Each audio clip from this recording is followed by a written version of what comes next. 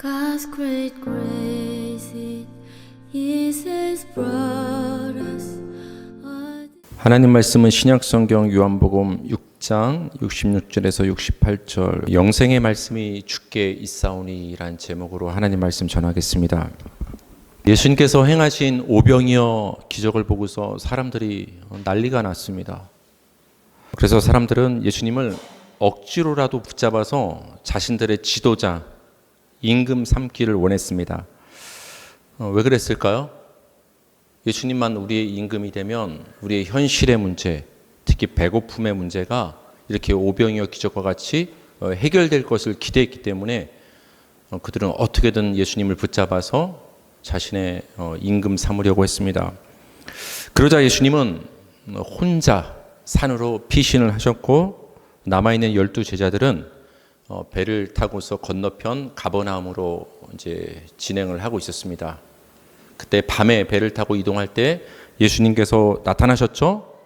큰 바람과 파도가 일어났을 때 예수님께서 바다 위를 걸어오셨습니다.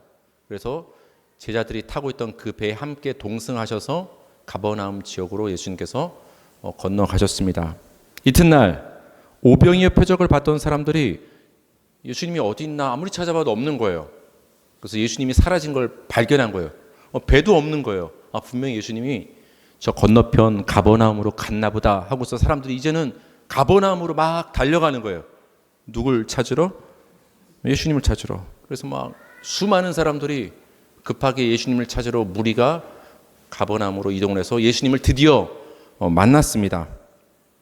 그때 예수님이 자신을 이렇게 열심히 찾아오는 사람들에게 어제 있었던 그 오병이어 기적은 이런 의미였다라고 해설해 주시고 말씀해 주시고 설교해 주시는 장면이 오늘 본문이 됩니다. 그래서 오늘 말씀을 통해서 오병이어 기적이 어떤 의미가 우리에게 있는가를 여러분께서 잘 깨닫는 시간이 되기를 바랍니다. 예수님은 오병이어 표적에 등장하는 떡을 자신과 연결을 시킵니다. 사람들은 눈에 보이는 그 밀가루, 그 육신의 떡에만 관심이 있어서 예수님을 막 찾고 임금 삼으려 하고 그렇게 막 아침부터 예수님을 찾아왔는데 예수님은 그 떡을 자신과 연결시켜서 말씀을 하세요. 요한복음 6장 51절 시작.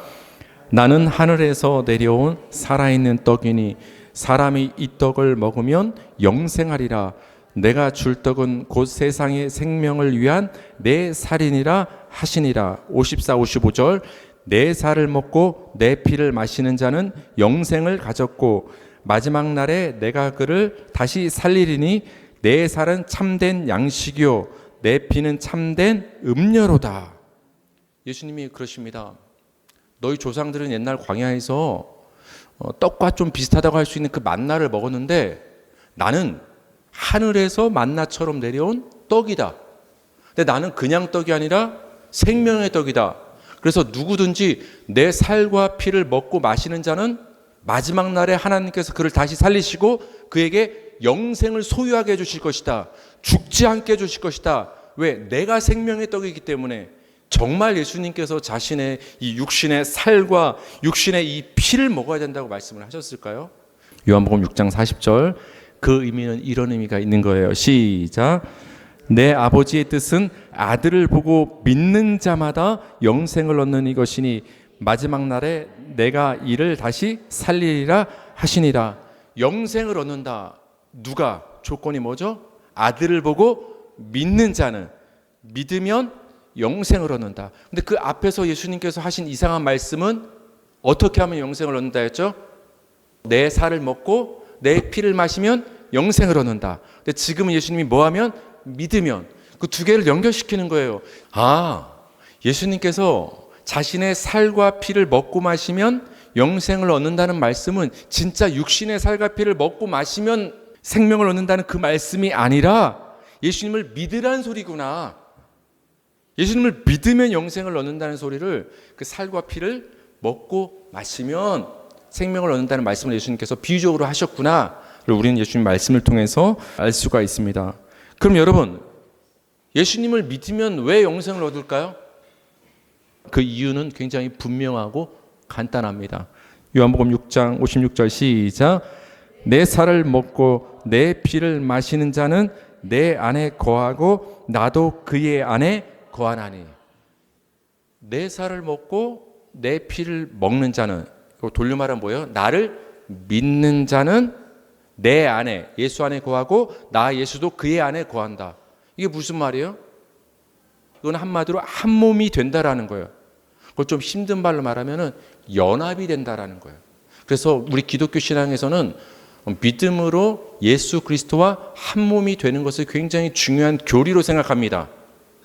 여기에 모든 은혜의 출발점이 있거든요. 예수님과 한 몸이 되지 않으면 여러분 우리는 아무것도 아닙니다.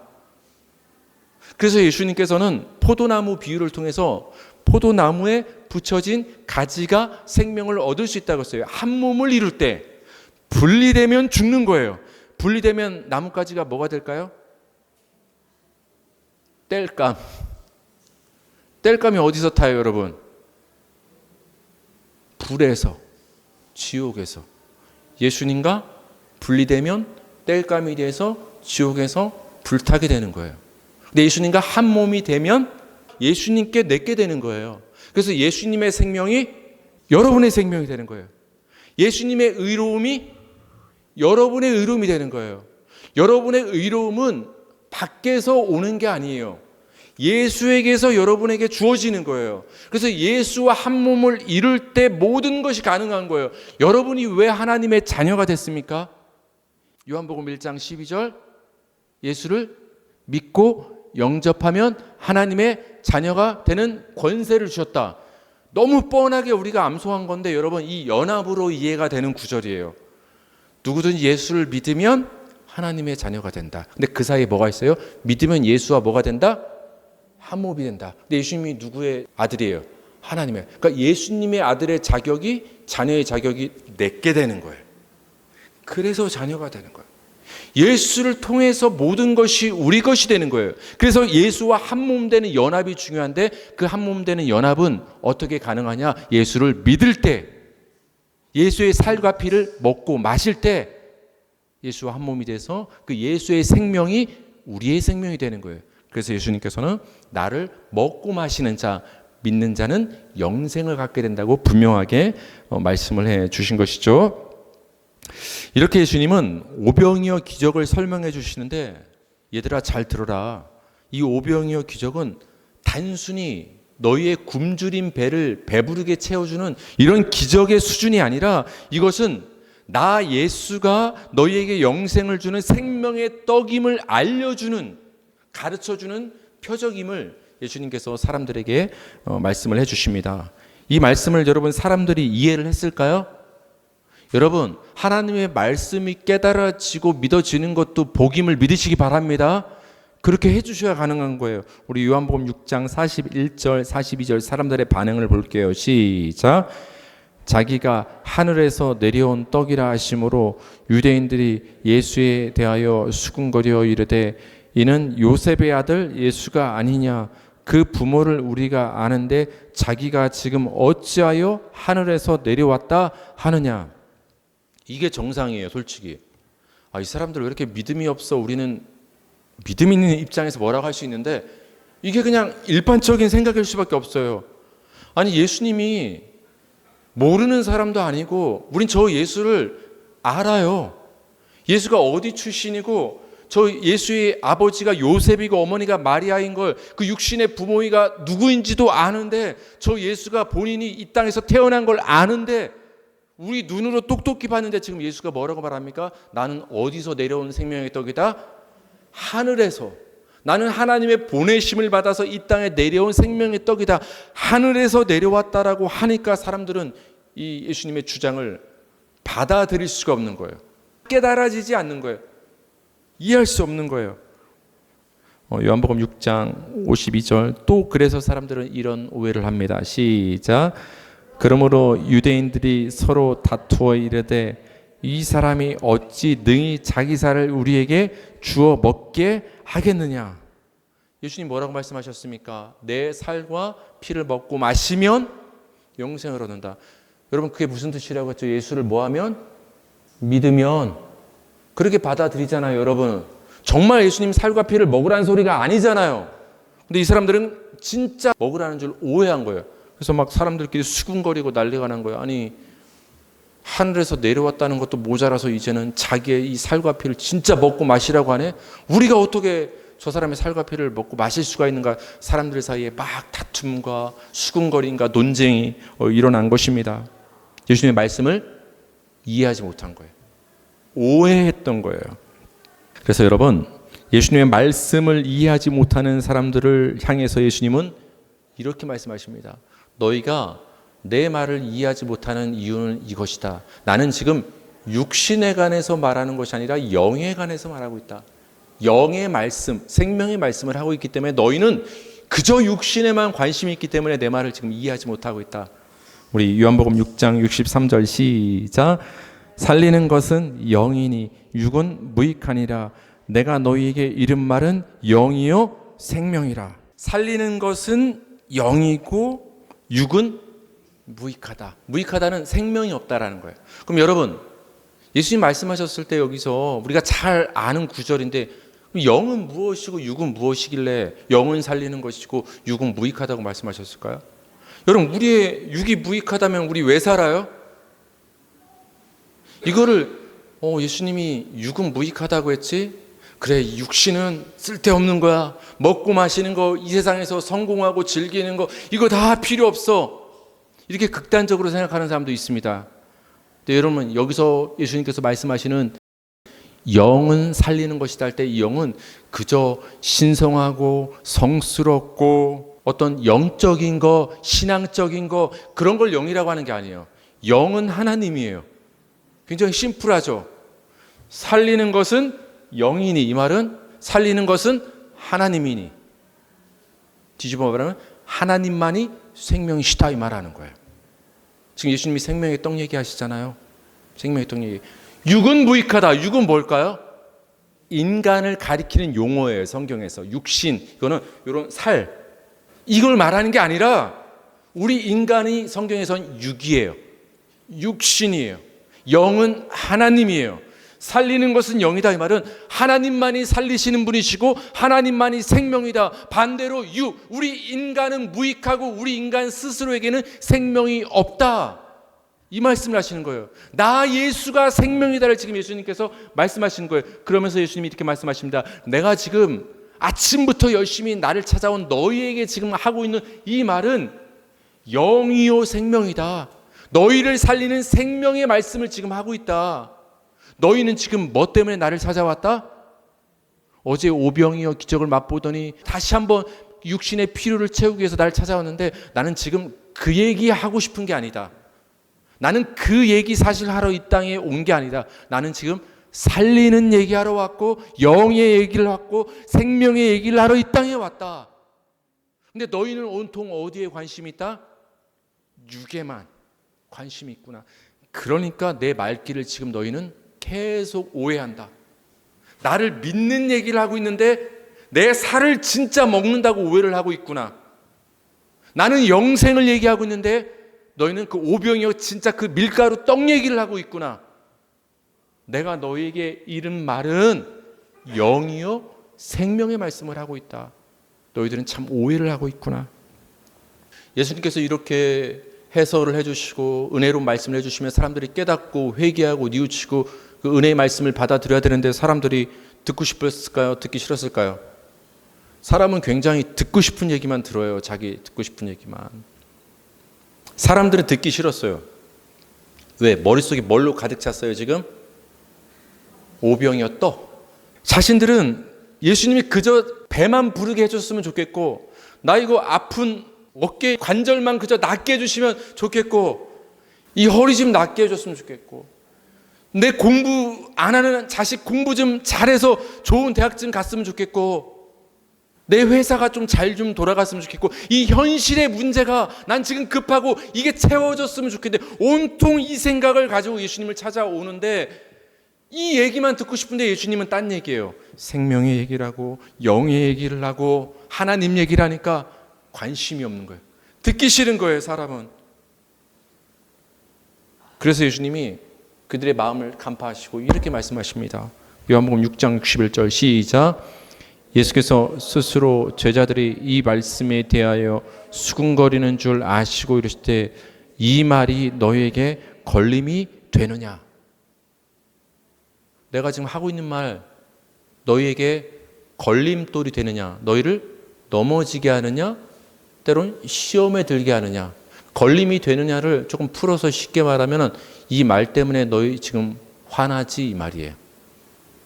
내 말 듣고 화나지. 너희가 지금 듣고 싶은 말이 있고 내가 해줬으면 하는 일이 있는데 내가 그 말 안 해주고 내가 그걸 초점으로 얘기 안 하고 너희가 관심도 없는 하나님 얘기하고 천국 얘기하고 영생을 얘기하고 십자가를 얘기하고 생명의 떡 얘기를 하니까 너희들 내 말 듣기 싫지? 걸림이 되지?